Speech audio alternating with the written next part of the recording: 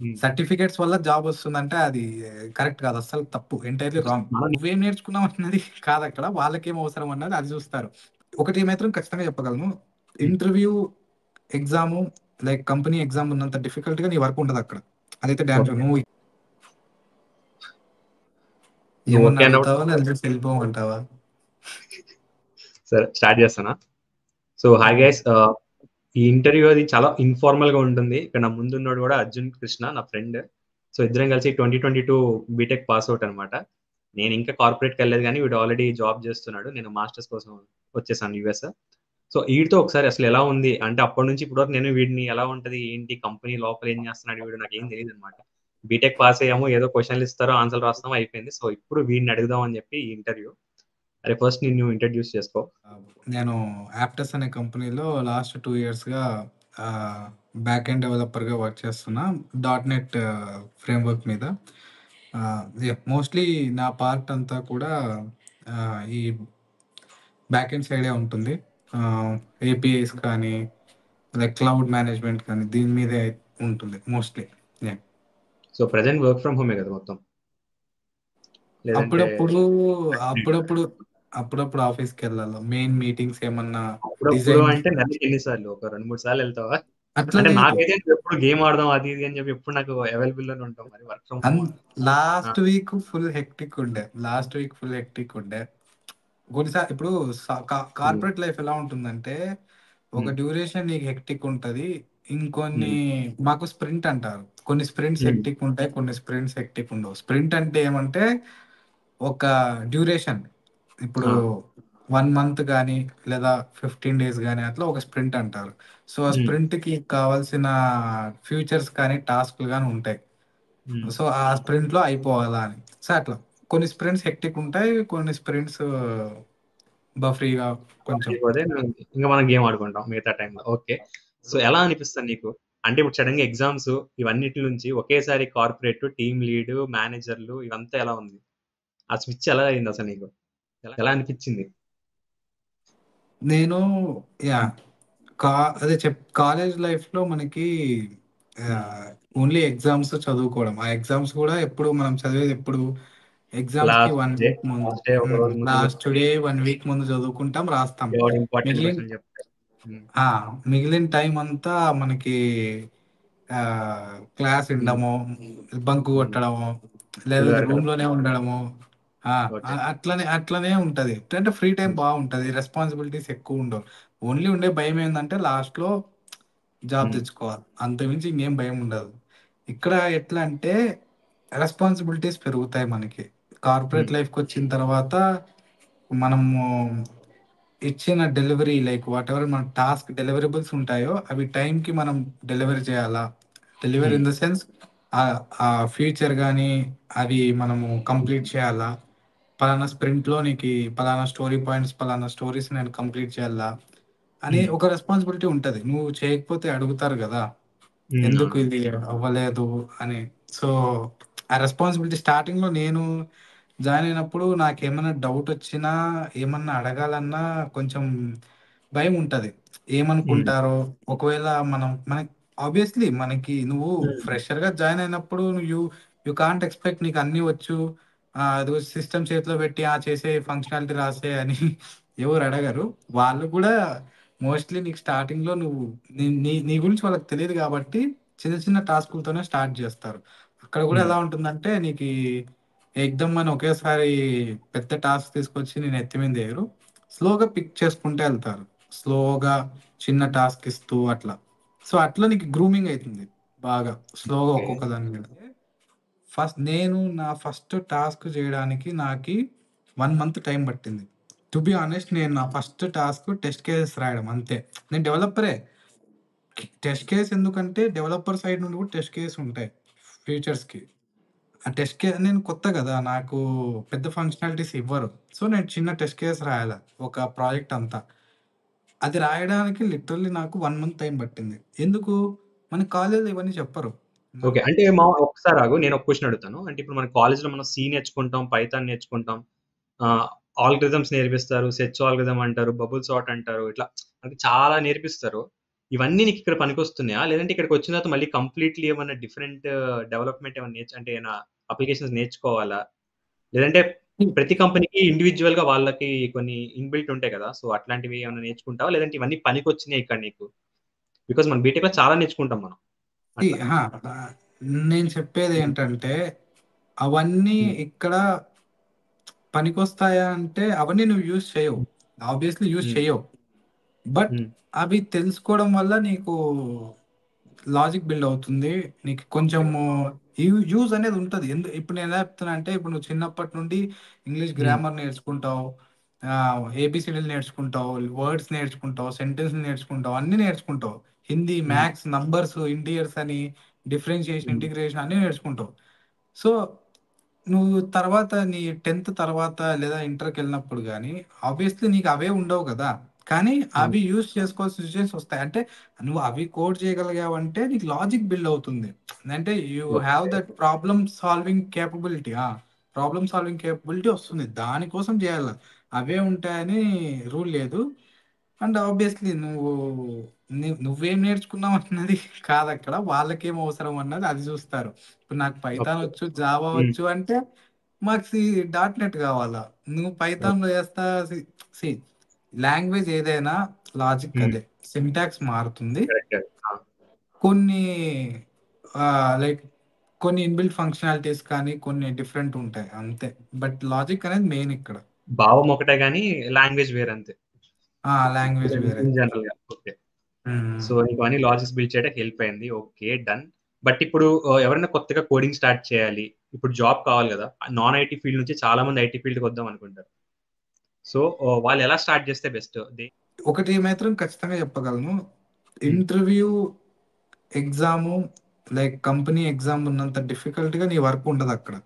అదైతే damn sure. Okay. నువ్వు ఇక్కడ ఎంత ఎఫర్ట్ పెట్టి కోడ్ రాస్తావో ఎగ్జామ్లో కానీ ఇంటర్వ్యూలో కానీ అంత కష్టంగా ఉండదు. హ్మ్. ఓకేనా. బట్ ఎందుకు వాళ్ళు అంత కష్టంగా పెడతారంటే ఫిల్టర్ చేయాలి కాబట్టి, టు సెలెక్ట్ ద బెస్ట్. హ్మ్. హ్మ్. అందుకోసం అని. ఇంకో సజెషన్ ఏమంటే నాన్ ఐటీ నుండి ఐటీ వచ్చే వాళ్ళకి నేను ఓన్లీ కోడింగ్ మాత్రమే అని కాదు, కోడింగ్ ఇంటర్మీడియట్ వరకు నేర్చుకోండి చాలు.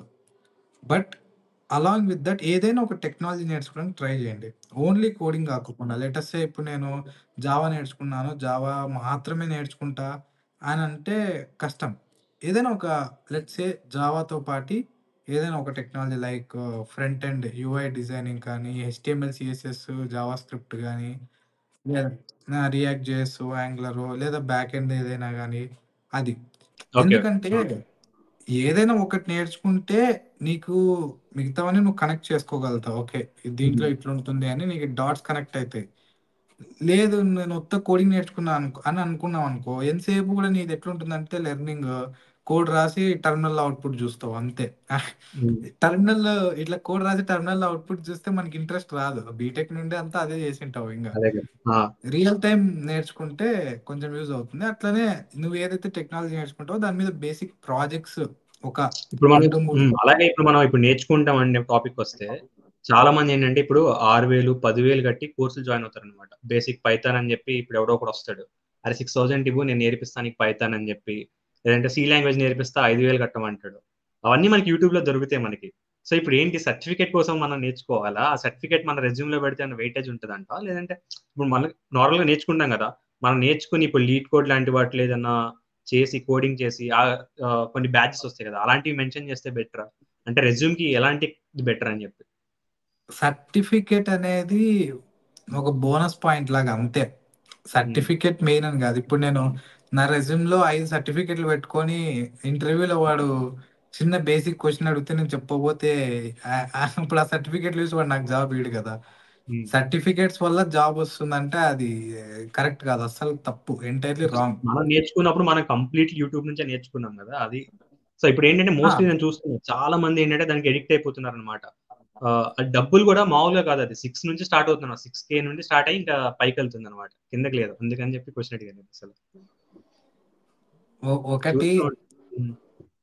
సర్టిఫికేషన్ ఉంటేనే జాబ్ వస్తుందనేది అయితే నిజం కాదు.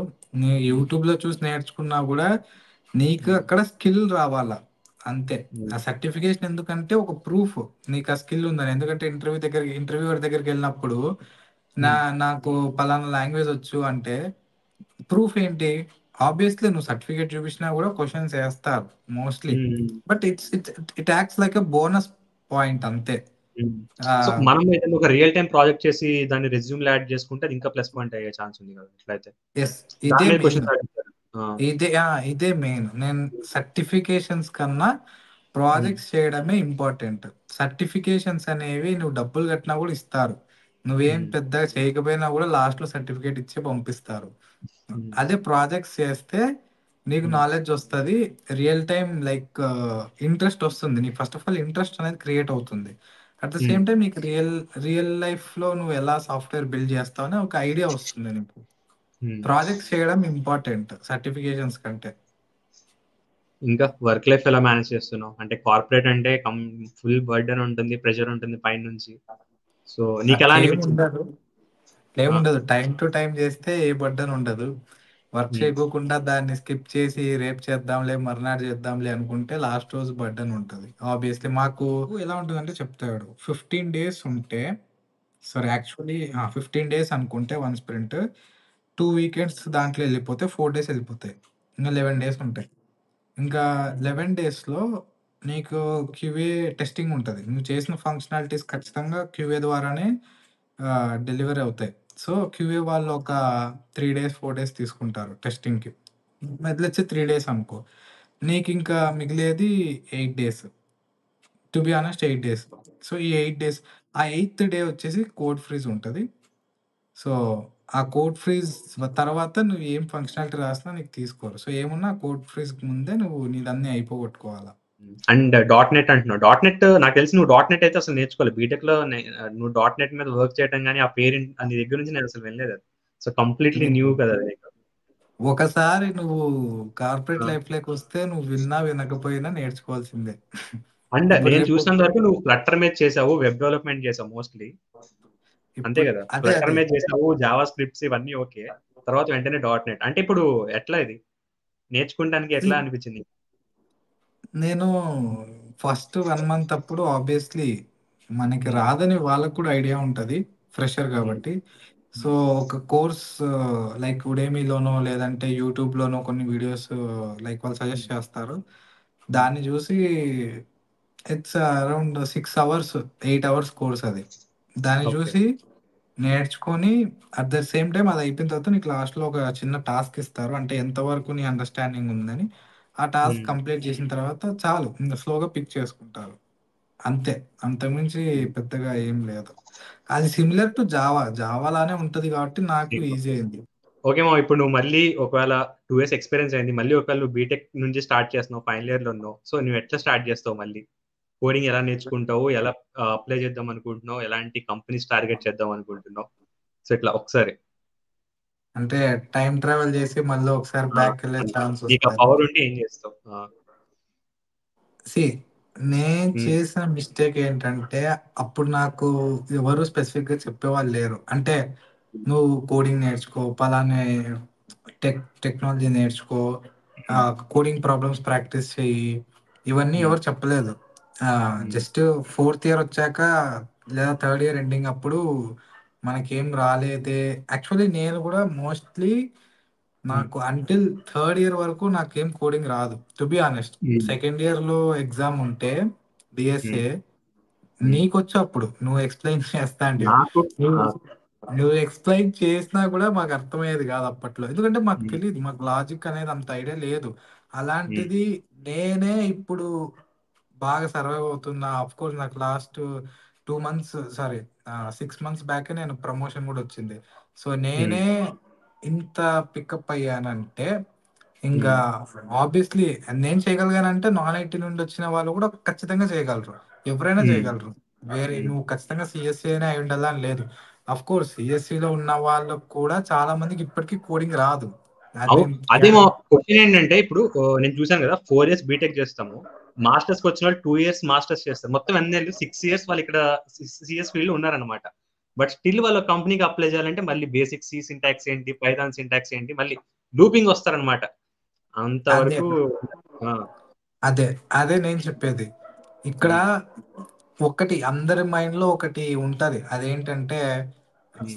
ఐటీ జాబ్స్ రావాలంటే సిఎస్సినే అయి ఉండాలా, వేరే హ్మ్. బ్రాంచ్లకి ఇవ్వరు. అది కంప్లీట్లీ ఫాల్స్. ఎందుకు హ్మ్. అంటే కోడింగ్ అనేది ఎవరికైనా అవసరం.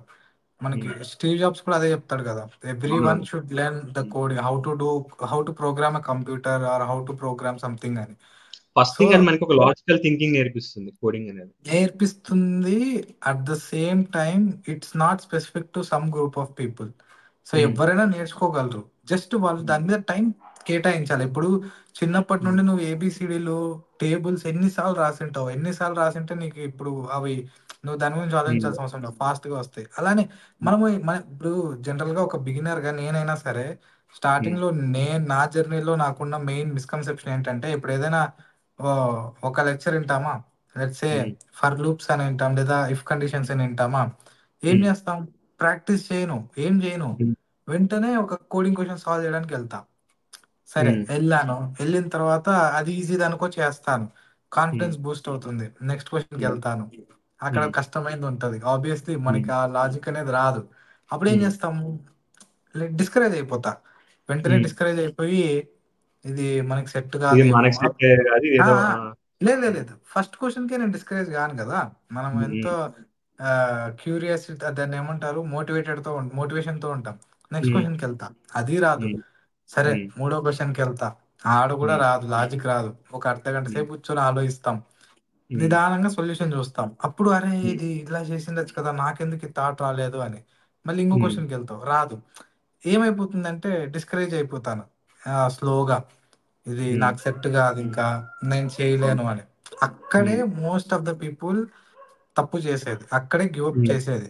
వెంటనే హ్మ్. ఏం చేస్తాం, ఇన్‌స్టాగ్రామ్ ఓపెన్ చేస్తాం, రీల్స్ చూస్తాం, యూట్యూబ్ చూస్తాం. హ్మ్.